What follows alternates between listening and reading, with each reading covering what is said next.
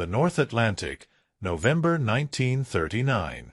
The water is black as oil under a moonless sky. HMS Belfast cuts through the freezing water at 12 knots, her bow slicing the swells into white foam that disappears into the darkness behind her. On deck, leading seaman Thomas Hendry grips the frozen railing, his breath forming clouds in the bitter air. 23 years old. Liverpool born. Third convoy escort this month. He doesn't know he's standing on a floating coffin. Below him, welded into the hull, steel plates hold back the ocean with nothing but rivets and faith. Good British steel. Strong. Reliable. But steel has a secret the Admiralty is only beginning to understand, a secret the Germans discovered first. Steel is magnetic. 3 miles ahead, HMS Blanche leads the convoy. A destroyer. Seasoned crew. Battle-tested in the last war. Her captain stands on the bridge, scanning the horizon through binoculars, looking for U-boats, for surface raiders, for anything that might threaten the 23 merchant ships crawling behind him like ducklings. He's looking in the wrong direction. The mine is 40 feet below the surface, tethered to the seafloor by a cable. It doesn't move. It doesn't make a sound. It just waits, listening with magnetic sensors for the signature of a steel hull passing overhead. German engineers designed it in a laboratory in Kiel. Type TMB. Magnetic influence mine. Silent. Patient. Perfect. Blanche steams directly over it. The mine feels the pull, the magnetic field of 1,400 tons of British steel distorting the Earth's natural magnetism. The detonator clicks. 500 pounds of high explosive ignite in a fraction of a second. The explosion lifts Blanche bodily out of the water. Hendry sees the flash before he hears it, a dome of orange fire erupting from the sea, climbing 200 feet into the night sky. Then the sound hits him like a physical blow. A deep, bone-shaking whump that rattles his teeth and makes the deck plates vibrate under his boots. Blanche breaks in half. Her bow points skyward for 3 eternal seconds, propeller still spinning in the air, before she slides backward into the abyss. 78 men disappear in less than a minute. No lifeboats. No time. Just screaming metal and screaming men and then silence. The convoy stops. Every ship sits dead in the water, captains frozen with terror, because nobody knows what just happened. No torpedo wake. No U-boat sighting. No warning. Just instant death from below. In the Admiralty basement in London, 300 miles away, Commander James Ridley stares at a map covered in red pins. Each pin marks a ship lost to magnetic mines in the past 6 weeks. 18 so far. Destroyers. Freighters. Tankers. All gone the same way. Sudden, catastrophic, inexplicable. "We're losing the war before it starts," he says to the empty room. The problem is simple and terrifying. German mines can detect British ships without ever seeing them. Every steel hull generates a magnetic signature, an invisible distortion in the Earth's magnetic field. The mines sense this distortion and detonate. Sweeping for them is nearly impossible. They don't need contact. They kill from below. And the Royal Navy has no defense. Hendry stands at the rail of Belfast, watching debris from Blanche float past in the darkness. A life jacket. A wooden crate. A sailor's cap. His hands are shaking, but not from the cold. "How do you fight something you can't see?" whispers the gunner beside him. Nobody answers. Because nobody knows. In Portsmouth, in a cramped workshop that smells of motor oil and solder, a civilian engineer named Charles Gadive is sketching on a chalkboard. He's 42, balding, wearing a stained lab coat. Before the war, he taught physics. Now he's trying to save the fleet. The sketch shows a ship's hull surrounded by loops of electrical cable. "If we can't eliminate the magnetic field," he mutters to himself, "perhaps we can neutralize it." His assistant, a young lieutenant named Palmer, looks skeptical. "You want to wrap our ships in wire?" Degaussing coils, Gadiv corrects. Generate an opposing magnetic field. Cancel out the hull's signature. Make the ship invisible to magnetic sensors. Will it work? Gadiv stares at the diagram. In theory. And in practice? We're about to find out. But theory takes time. Testing takes time. Installation takes time. And ships are dying every single day. Somewhere in that gap between theory and salvation, a sailor is about to break every rule in the book. HMS Belfast limps into Scapa Flow under grey Scottish skies, her crew hollow-eyed and silent. They've lost 3 ships in 2 weeks. The men move like ghosts, speaking in whispers, jumping at sudden sounds. Hendry sits in the mess deck, staring at cold tea.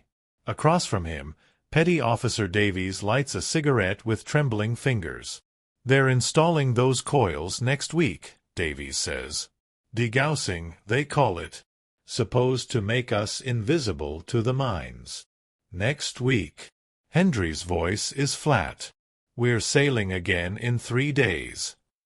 Orders. Orders. Hendry laughs, but there's no humor in it. Orders to sail over a minefield we can't see, hoping we get lucky. Davies says nothing. What is there to say? That night, Hendry can't sleep. He lies in his hammock, listening to the creaking hull, imagining the magnetic field radiating from the steel around him. Invisible. Inescapable. A beacon for death. He thinks about Blanche. About the Flash.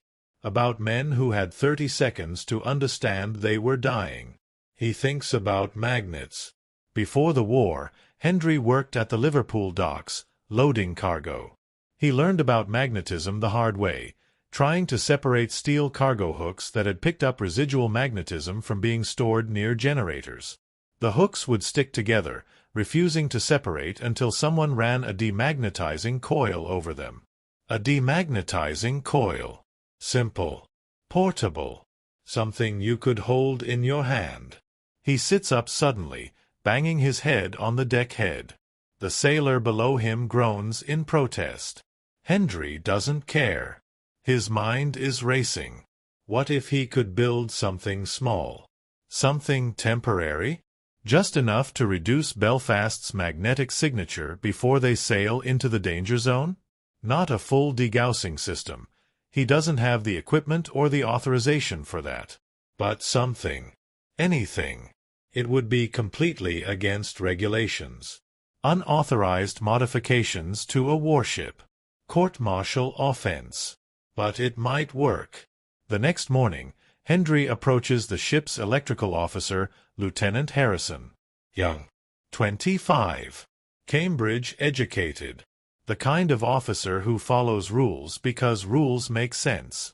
Sir, I need to requisition some copper wire. About 200 feet. And access to the ship's generator during the night watch. Harrison looks up from his paperwork. For what purpose? Testing, sir. An idea about reducing magnetic interference with our compass. It's not entirely a lie. It's not entirely the truth either. Harrison studies him for a long moment. You worked as an electrician before the war? Dock worker, sir. But I know my way around electrical systems. This wouldn't have anything to do with the magnetic mines, would it, Hendry? Hendry's heart hammers. He meets Harrison's gaze. Sir, the official degaussing installation is scheduled for next week. We sail in 3 days. I'm just taking initiative. Harrison should say no.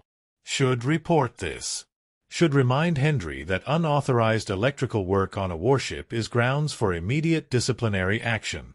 Instead, he opens a drawer and pulls out a requisition form. I'll note this as standard electrical maintenance, Harrison says quietly. The wire will be available at 1800 hours. You'll work during the night watch when most of the crew is asleep. And Hendry, sir, if this works, we never had this conversation. If it doesn't work and you blow out the ship's electrical system, I'll personally throw you in the brig." "Understood, sir." That night, Hendry works by flashlight in the bowels of Belfast, wrapping copper wire around sections of the hull frame. It's crude, improvised. Nothing like the sophisticated degaussing systems being developed in Portsmouth. He's essentially creating a large electromagnet powered by the ship's generator, generating a field opposite to the hull's natural magnetism. Will it work? Maybe. Will it work well enough? He has no idea. Davies finds him at 0200 hours, sweating despite the cold, his hands black with grease. "You're insane," Davies says. "Probably. You could fry the entire electrical system." "Also possible. And if the captain finds out, then I'm screwed." Hendry connects another wire. "But if we hit a mine because I did nothing, I'm dead. I prefer screwed." Davies watches him work for a moment, then picks up a spool of wire. "Where do you want the next loop?" They work through the night. By 0500 hours, they've installed crude coils around Belfast's forward hull sections. Not enough to fully neutralize the magnetic signature, but enough, Hendry hopes, to reduce it. To make the ship just a little bit harder for the mines to sense. Lieutenant Harrison appears at dawn. He looks at the installation, says nothing, and walks away. 2 days later, Belfast receives sailing orders. Back to the North Atlantic. Back to the convoy routes. Back to the killing fields. As they cast off from Scapa Flow, Hendry stands on deck, watching the Scottish coast disappear. His makeshift degaussing system is active, humming quietly below decks, drawing power from the generator. Either it works, or it doesn't. Either they live, or they die. The next 12 hours will tell. The convoy forms up at dusk, 14 merchant ships and 3 escorts, including Belfast. They're heading for a known danger zone, a stretch of water 20 miles wide where 3 ships have been lost in the past 10 days. The Admiralty knows the Germans have mined it. But there's no other route. The convoys must get through. Hendry stands his watch on the port lookout, scanning the dark water. Around him, the ship feels different. There's a subtle vibration from his makeshift coils, a low hum that might be imagination or might be real. Every 10 minutes, he checks the ammeter he's jury-rigged to monitor the current flow. Steady. Consistent. So far. On the bridge, Captain Morrison studies the chart. The danger zone starts in 1 hour. He's 53, a veteran of the last war, and he's lost 2 ships to mines already. His hands, clasped behind his back, are white-knuckled. "Reduce speed to 8 knots, he orders. "All hands to damage control stations." The message passes through the ship in whispers. Men pull on life jackets. Check that hatches can be opened from inside. Count the steps to their abandoned ship stations. They've done this drill before. Some of them won't need to do it again. 2,247 hours. They enter the danger zone. The sea is calm. Almost glassy. The moon hasn't risen yet, and the stars are bright enough to cast faint shadows on the deck. Beautiful. Peaceful. Deceptive. Somewhere below, German mines wait in silence. Hendry's pulse hammers in his ears. He forces himself to breathe slowly. In his mind, he pictures the magnetic field around Belfast's hull, normally strong, distinctive, now hopefully weakened by the opposing field from his coils. Hopefully. The convoy creeps forward at 8 knots. 1 mile. 2 miles. Nothing. On the lead merchant ship, SS Empire Star, the captain watches Belfast cutting through the water ahead of him. He doesn't know about Hendry's modification. Doesn't know that Belfast is testing an unproven, unauthorized defense system. He just sees a destroyer leading him through hell and prays she knows what she's doing. 3 miles into the danger zone, HMS Achilles, sailing parallel to Belfast 2,000 yards to starboard, hits a mine. The explosion is smaller than the one that killed Blanche. The mine detonates 30 feet from the hull instead of directly beneath it. But 30 feet doesn't matter when you're dealing with 500 pounds of high explosive. The blast caves in Achilles' stern, flooding the engine room instantly. She loses power, loses steering, begins listing to port. Her crew rushes to damage control, but everyone knows. She's done. On Belfast's bridge, Morrison grabs the radio. All ships, this is Belfast. Hold position. Achilles is hit. We're moving to assist. But even as he gives the order, he knows the terrible truth. They can't stop. The convoy can't stop. If they sit still in a minefield, they're targets. They have to keep moving. Achilles is on her own. Hendry watches through binoculars as Achilles begins to settle, her crew abandoning ship, tiny figures jumping into the freezing water. He wants to scream, wants to turn back, wants to do something other than sail away and leave those men to die or freeze. But Belfast keeps moving. And, impossibly, she doesn't hit a mine. 4 miles. 5 miles. 6. They should have hit something by now. The density of the minefield, based on previous losses, suggests 1 mine every square kilometer. Belfast has crossed 3 kilometers. The probability says they should be dead. Lieutenant Harrison appears beside Hendry, his face pale in the darkness. "Is it working?" he whispers. "We're still afloat." That could be luck. Could be. They both know it's not. 7 miles. 8. The convoy spreads out behind them, each ship following in Belfast's wake, hoping that whatever path she's finding through the minefield is safe. In the engine room, the generators strain under the extra load from Hendry's coils. The chief engineer curses at the unexpected power draw, but he doesn't shut it down. Doesn't ask questions. Somehow, word has spread through the crew about what Hendry did. About the unauthorized modification. About the mad gamble. And they're still alive. 9 miles.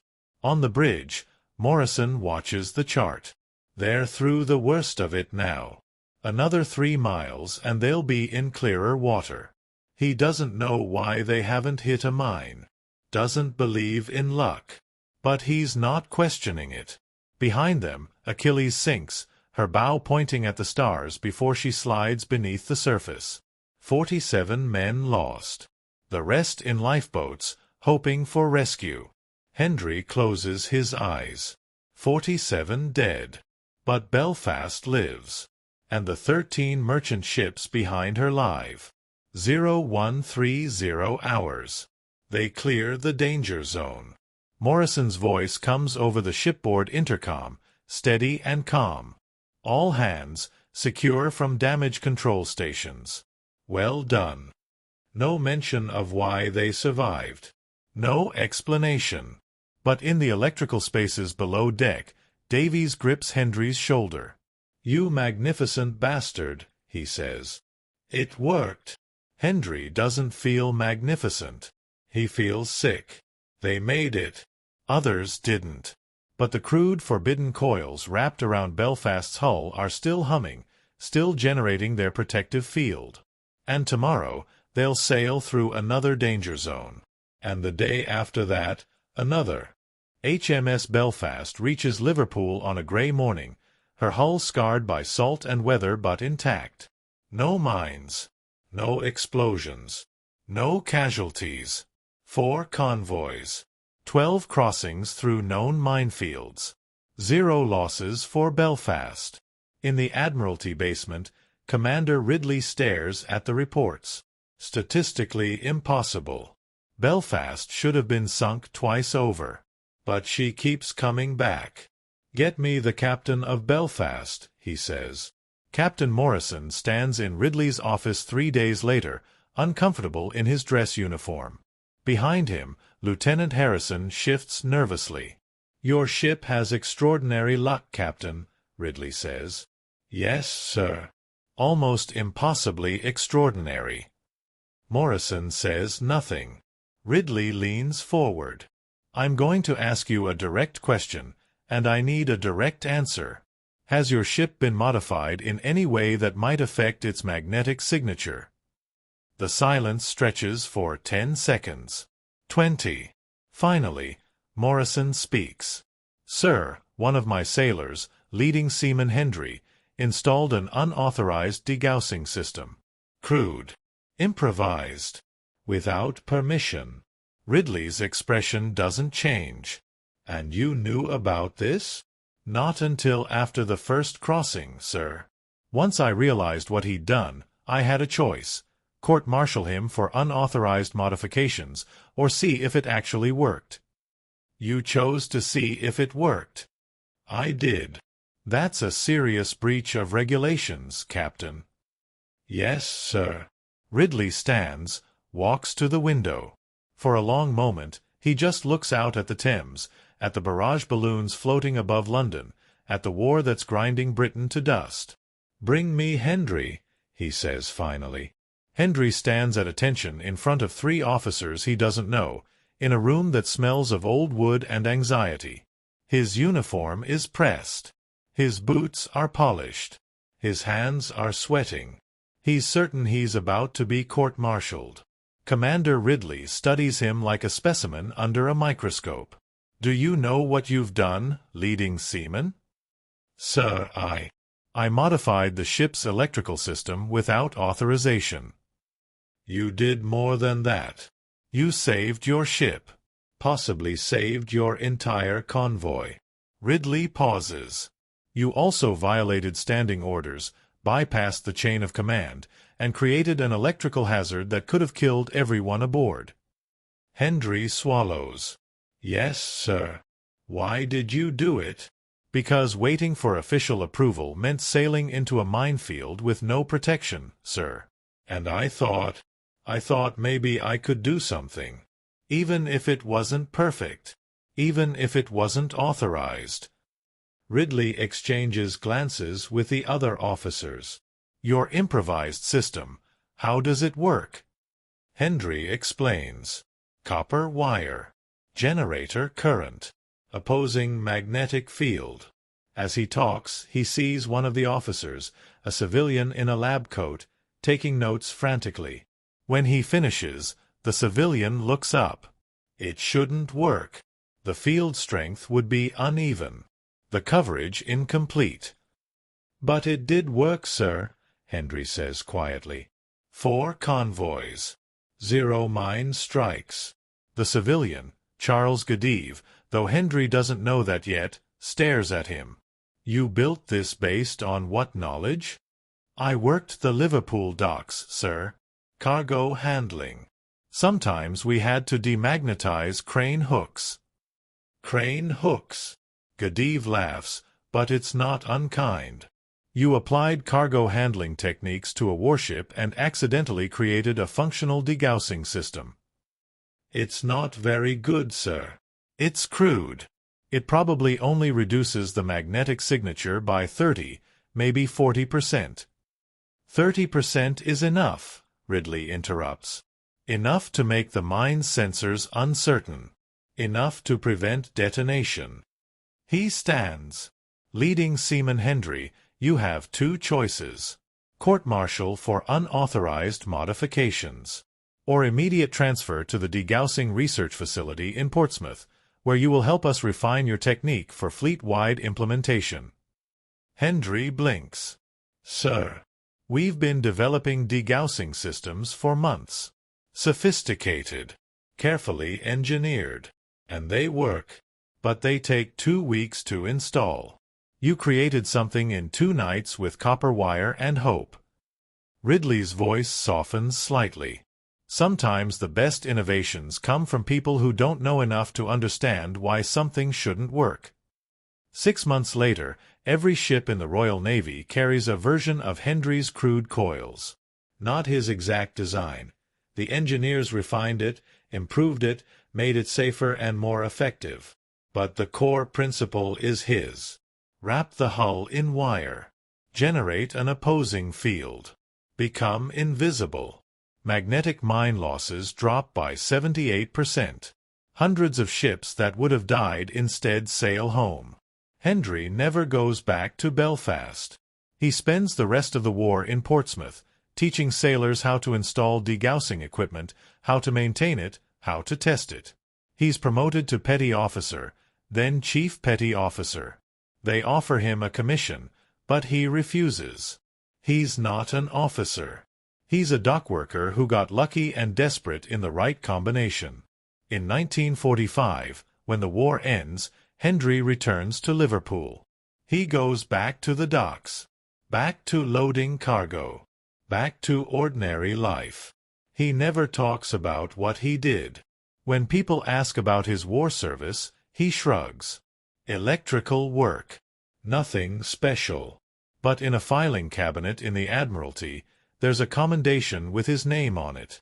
And in the memories of 10,000 sailors who sailed through minefields and lived, there's the ghost of a desperate gamble made by a man who refused to wait for permission to save lives. Davies visits him once, in 1953. They sit in a pub near the Liverpool docks, drinking warm beer. "Do you ever think about it?" Davies asks. "That night you started wrapping wire around Belfast?" Hendry considers. "Sometimes. I think about Achilles. About the men we lost while we lived. You saved more than you lost. Maybe. Or maybe I just got lucky. You got brilliant." Hendry shakes his head. "I got desperate. There's a difference." Outside, cargo ships move in the Mersey, their hulls wrapped in degaussing coils that most people never see and don't understand. Protection against a threat that no longer exists, maintained out of habit and regulation. But Hendry sees them. And he knows. Sometimes the difference between life and death is one person who refuses to accept that there's nothing they can do. One person who breaks the rules because following them means watching people die. One person who takes a forbidden chance because the alternative is unthinkable. The magnetic mines didn't win the war. But they could have. They didn't, because a sailor from Liverpool decided that unauthorized was better than dead. And that made all the difference.